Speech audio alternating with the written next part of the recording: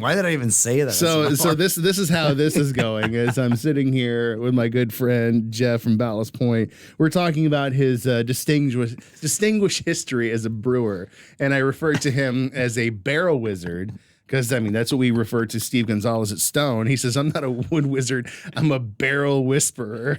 No, I said, I don't even. No, I'm not a wood. Oh, wait, how did it go again? I said wood whisperer, and then I immediately regretted it. Tell me, what's my wood saying to you right now? How dare you? I'm a wood whisperer. Just don't Google that and you'll be fine. Well, so yes, we've been having a great time doing our happy hour last call all week, drinking lots and lots of fantastic Ballast Point beers. I think the Boob Check Strong Ale yesterday is definitely what did me in. But I mean, some of the amazing creations like the Ube and Coconut Hazy IPA. Where's that can? Is it still floating around? The Ube? Look at this. It's right there. No. So I'm going to talk about hazy beers. What do you think that it should look like? Should it look like this? It's purple. It's purple. It's a purple hazy IPA. Let me tell you, the coconut nose and the flavor on this, the mouthfeel. Woo! If you're not in San Diego to drink this beer, come to San Diego for the holidays. Pop into one of the tasting rooms. Actually, this isn't in the tasting room. This is just in Homebrew Mart, right? It's just in Homebrew Mart, which is something I think is important to mention. But like, dude, I was in the back and they did like a what we do pretty frequently is like we'll drain the tank or we'll dump the tank, and that came out like the galaxy's snot rocket. It was like it was purple and glittery, and it was beautiful. But it's glorious. It was glorious, dude. And the beer's really good.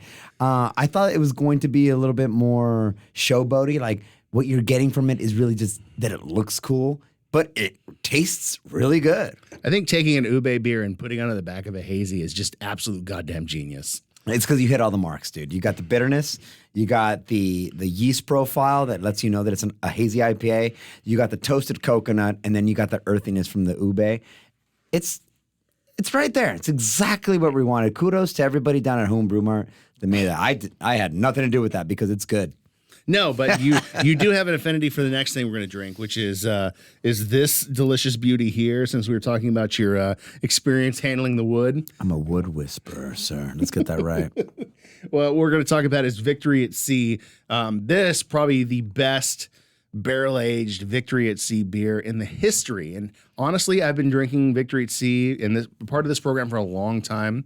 One of my favorite memories was sitting in here with Colby and what's his name from Cafe Calabria? Oh, Arnie. Arnie, oh my God. So I love him. He's a maniac. Arnie was popping bottles in the studio. Oh, I bet he was. Oh, dude, he like there was multiple vintages and he's just like just the tops were coming off, and I actually have a hilarious shot on my Facebook, and that's how old it is because this is pre-Instagram of me holding up a glass of Victory at Sea. And you can see that while he was popping tops off the bottles, one of them had flown into my glass and landed perfectly.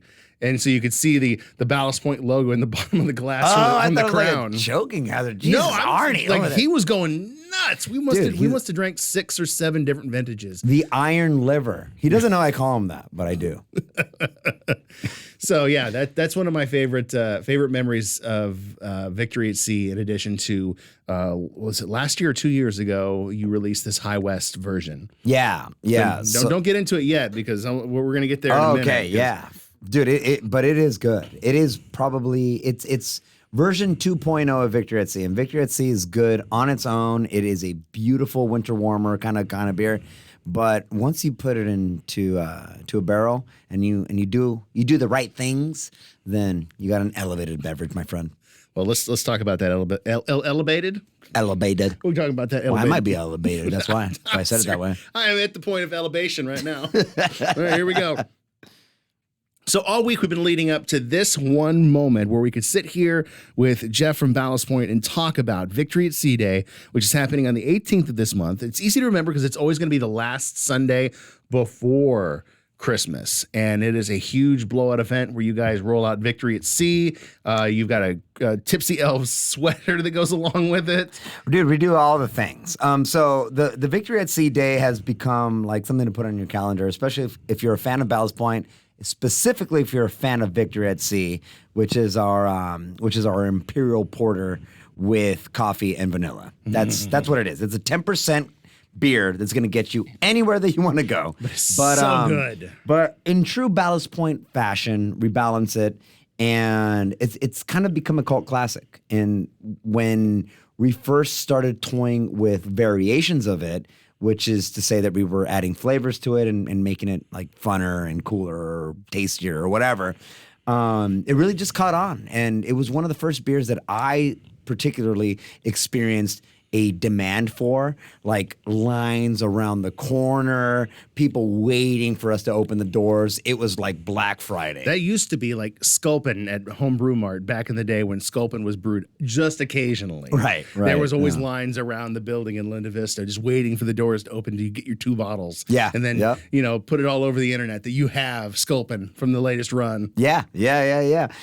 People really caught on, and it's fun. So we go all out. Everybody's dressed up. It has this pirate theme, which is if you look at the beer and you look at its marketing and everything behind it, it's very cool. And I'm very happy that this beer has caught on the way that it does, because it is one of those seasonal beers that when you know that we're releasing Victory at Sea, you kind of just know that, oh, okay, the season, it is the season. And it's a beer that you can nestle up around a campfire or your fireplace, and just kind of like sip on. It's a sipper beer, and if you're not sipping on it and you're just pounding this, well, kudos to you. I mean, you don't really like to remember things, honestly. At that point, if that is your goal and that's your destination, it's like genocide for memory cells. Yeah. See, personally, I like to take this beer and we'll make a run to Ballast Point before Christmas. That way, when we make Christmas cookies on Christmas Eve, we set a can of this next to the milk, because Santa always appreciates Victory at Sea. Yeah. While he's delivering presents. Yeah, his sleigh goes a little here and there. Hey, he's not driving. Is he really driving? Come on. No, Rudolph does the driving. He does the driving, right? I don't know if he gives a little bit to Rudolph on the way, but listen, this beer is it's very tricky. And as a brewer, it's always been kind of tricky, because when you add flavors to it, the way that we do for Victory at Sea Day, where we add a bunch of flavors and make variants for it, it's such a strong beer at its base that it gets very... you have to work with it in order for whatever flavor that you're imparting to be very prominent. And so, we're doing Mexican hot chocolate. We've done everything to this beer. We've made a mole Victory at Sea. We've made a gingerbread Victory at Sea. We've made Oreo cookie Victory at Sea. It actually all kind of stemmed from Victory at Cereal, which was just a bunch of Captain Crunch into... Oh, it's amazing, though. Oh, my God. It's amazing. How did you clean the tank out when you were done? Oh, I don't know if we ever did. It was just like... that was in the old system that they donated to the Brewing History Museum. So, it's still got Captain Crunch somewhere wedged up against the screen. Yeah, but because it has such big prominent notes of coffee, things get really lost sometimes, especially if they're a subtle flavor, like let's say a cream. But this year, we have the Mexican hot chocolate, we have the chai, which is actually surprisingly delicious. I'm not a big chai tea drinker. No, but all those spices. The spices just work, and it really tastes like a winter warmer. So for anybody listening, this year, the chai is probably one of my go-tos. But like I said, we've done everything to this beer as far as spicing it for leading up to Victory at Sea Day. But the one that we're sipping on right now is the barrel-aged version of it, which is my favorite version of it, which is a little bit because I worked in the barrel aging program for a while. Ballast Point used to have a big barrel aging program, and I just want to shout out Steven Anderson, Will Bogart, and Alex Melendez right now, because they were the 3 people that all of our barrel aged beer that you've ever had from Ballast Point is... For the most part, it's their 3 pallets. They're the 3 wise guys? They're the 3 wise men. Yeah. Yep. They're the wise guys, eh? But they were able to play with a bunch of wood and a bunch of oak barrels that essentially how it works is that they're not in there forever. They're in there for like the upper part of 9 months is where we put Victory at Sea in its original form into a whiskey barrel. And that whiskey barrel is not full of whiskey, but it does have a little whiskey in there.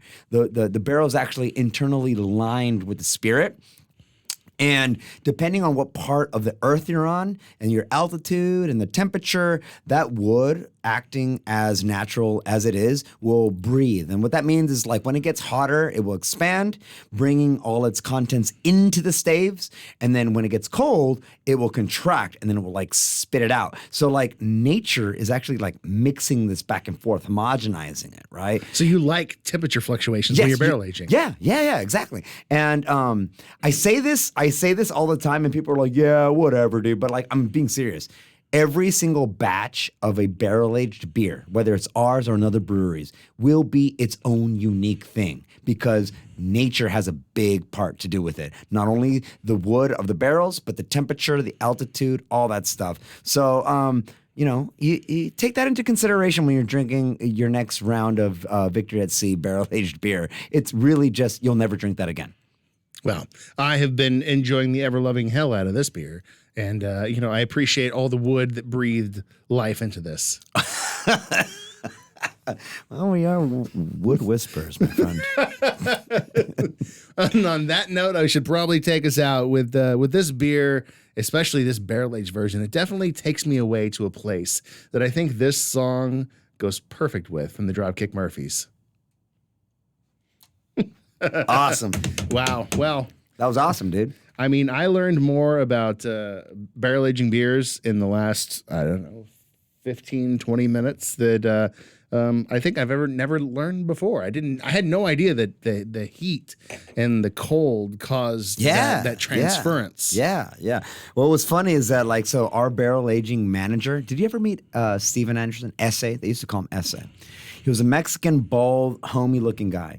And when you heard him talk about barrel-aged beer, it was funny because he would do it dude, he was gangsters come. He's like, yo, homie, let me just tell you something about all of these barrels and the staves. All of those staves are from different trees. And depending on how those trees are situated on the hill in some place in France or whatever, they're going to get a different amount of sunlight. No, he went into it. And I was like, oh my God, you're making this so poetic.